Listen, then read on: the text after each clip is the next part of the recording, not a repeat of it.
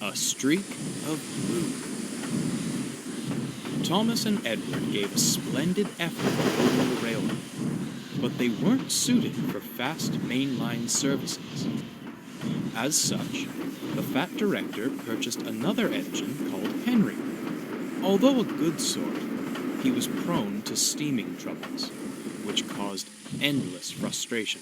Due to a lack of funds, engines were loaned from other railways. One of these, known only as 87546, fancied himself the savior of the line, and never failed to make it known. "Fret no longer," he declared, dragging Henry and his train into the big station, "for I have restored order to our timetable once more." "Does he ever tire of all that hot air in his boiler?" Thomas remarked to Edward. "I say, you, little one," the big engine beckoned to Thomas. "Be a good lackey, take my coaches and the indisposed away. I must rest my aching wheels." "Evidently not," murmured Edward. As Thomas buffered up, Henry couldn't even meet his gaze. "Oh, I'm sorry," he sighed. "He should be sorry," retorted Thomas. "One day, he'll get his." That night, Thomas retired to the shed. A vulgar discourse greeted him. "You know," 87546 said loudly to another loaned engine, "I do sympathize with the fat director. Wasted what little hard-earned money he had on a mite, an antique, and an invalid." He looked across to Henry, sleeping as workmen tried to mend him. "I'm the real bargain. The strength of 3 for the coal and water consumption of 1. Only a matter of time before he purchases me." "The fat director," Edward interjected, "favors engines with good character. You leave much to be desired in that department." "And where has good character led you, replied 87546. "Certainly not the main line. Speed and strength are all that matters there. When I pull coaches, you merely see a streak of blue. Engines like you fade into the background. I'd like to see you do my work without falling to pieces." He turned back to the other engine. "Now, a more pressing matter. When I am purchased, what do you suppose my proper name should be? I fancy something regal. Lord Frederick Regaby has a certain charm to it. No?" Thomas was about to retort, but Edward gave him a look. "Save your steam," he muttered. "It's no use arguing with him."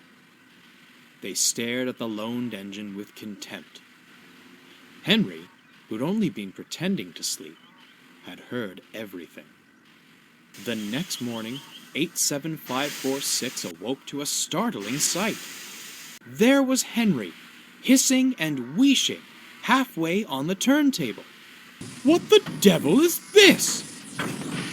"Oh, dear," Henry coughed feebly.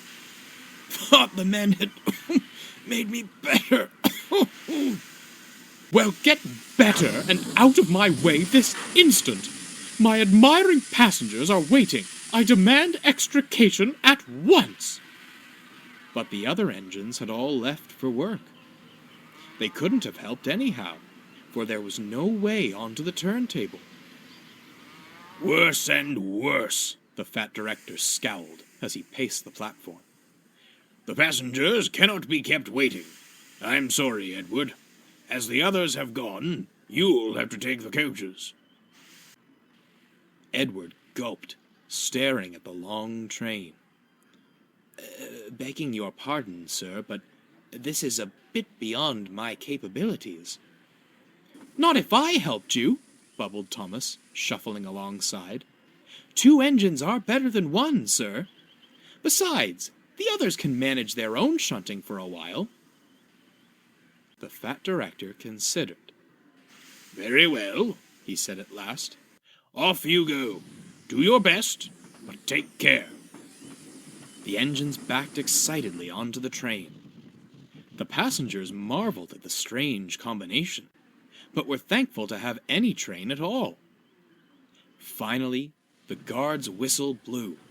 Come on, called Thomas. Steady now, advised Edward. Soon they were on the main line and having a wonderful time. Thomas was so excited to leave the yards, he nearly pulled Edward's coupling off. Edward chuckled. He was glad to stretch his wheels again. The two engines worked so well, the coaches felt light as air. Other engines were shocked as they raced past, whistling with glee. Later, they returned to the big station, exhausted but triumphant. Henry and 87546 stood at the platform. Well, smiled Henry. Our streak of blue has returned, and in one piece, no less.